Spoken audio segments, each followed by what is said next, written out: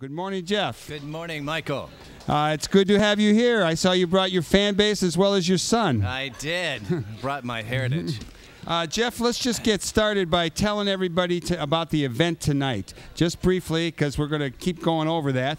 But give us a little hint about what you're in town for. You know, tonight we're going to have a Rockin' Stop Coal book party at the No Exit Cafe, kicking off at 7:30. I'll be doing a performance for my new book, Reckoning in Eagle Creek, The Secret Legacy of Coal in the Heartland. We'll have a clip of an amazing film by the Topless America Project, a film project born here in Chicago, looking at the destruction of the mountains in Appalachia. Out of Columbia College. Right, exactly. Folks from the Eco Justice Collaborative here in Rogers Park. I see them eating. They're eating here, and they will bring their food tonight and feed us as well about all the great activities happening in Chicago to have a just transition in this city away from coal to clean energy. RAN will be there as well, Greenpeace, and all of our good friends across Chicago.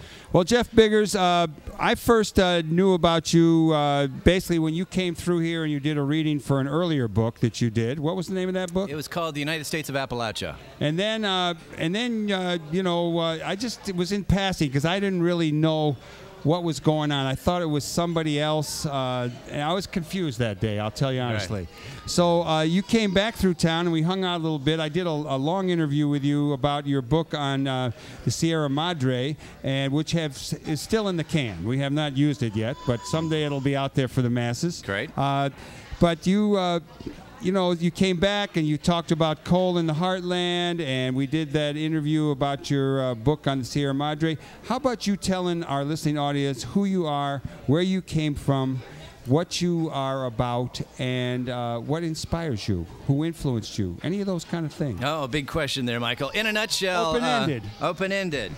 I'm a son of Southern Illinois in the coal fields who was part of the Great Migration West. I've worked as a journalist, a writer, community organizer. I spent many years on the East Coast working in urban New York City on housing and homeless issues. I've worked abroad. I've spent a considerable amount of time as an organizer and writer. My writing is informed by my activism. I consider myself definitely in the tradition of a lot of muckraking journalists who see their work as part of advocacy and as part of the greater movement for social justice. And be it here, be it in Mexico, be it in India, or be it down in my dear Southern Illinois, which I finally have come home to in my new book. Well, we're going to get to that, but I want to cover a couple other things. One of the things that you and I kind of bonded around was Don West, and a lot of organizing that went on in Appalachia, the Highlander Center, that kind of thing. Tell us a little bit about that experience and those folks. Well, you know, when I was just a young man, I fell into Appalachia, literally in the coal fields in 1983, hitchhiking. And I was picked up hitchhiking. I made a bad joke about hillbillies, and they stopped the car and told me to get out. And I said, well, I am a hillbilly. You know, I come from Southern Illinois. And he said, if you want to know about mountain people, you have two choices. Either you get out of the car or you come with me. And being the opportunistic 19-year-old that I was, I went back to this amazing folk school and met this man named Don West, who had a very enigmatic past, a man who was really one of our great labor leaders, one of our great poets. He wrote a book of poetry, people's poetry, that sold 100,000 copies. A man who led the civil rights movement in the 1930s, and who once again told me about this incredible continuum of radical Appalachians who have come down from the hills to change the great American destiny. And he reminded me, hey, you're part of this heritage, and it's not something you need to deny or be afraid of, but you need to go out into the world and discover really where you come from. That must have been great.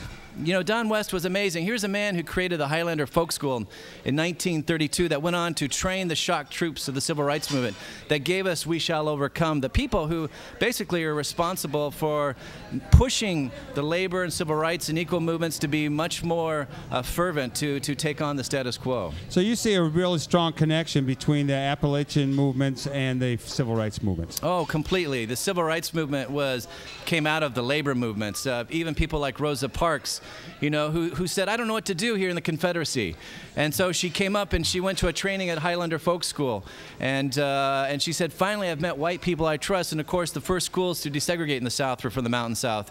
And she went back 4 months later after training at Highlander and began, of course, the Montgomery bus boycott. And of course, Chicago has this incredible heritage right here that you're familiar with of Appalachians and folks from Southern Illinois, like my grandfather, who came into Uptown and was part of the great Chicago experience in the mills. Well, I learned a lot about life when I left Berkeley and came back to Uptown, where I had worked for an anthropologist between college and graduate school, and worked with the Joint Community Union, which, we had all kind of people building. We did rent strikes, we had marches on the police station, we had welfare union, a lot of black-white linking up around the city. But there were a lot of Southern white people, and a number of them who had worked in the coal mines. Definitely. You went on, one of the things that when you and I first talked, you had a book out called Sierra Madre. You spent some time, I think you followed your wife, who was a teacher, and you went into Mexico. Tell us a little bit about that. We lived for a year deep into the Sierra Madre in Copper Canyon with an indigenous group called the Raramuri, or also known as the Tarahumara. They're very famous for running. And we lived in the backwoods there in a log cabin, no running water, electricity, and it was just an experience of wonder. And so I wanted to chronicle for a year the role of some of the last indigenous people who are really living their own way of life as they have lived for centuries. And it's not only a book about history, it's a book about this incredible resiliency and resistance to the encroachment of outside corporations who are now coming into the Sierra Madre to get the last virgin timber we have in the region, to cultivate some of the worst drug fields we have in our hemisphere, and of course the encroachment of tourism. And therefore you had all these things happening at once with a tribe ultimately that had never surrendered, a tribe that still lives the same way and has the same values that they've had for centuries. I went by motorcycle, wasn't hitchhiking, but I drove my motorcycle to Mexico City in 1962.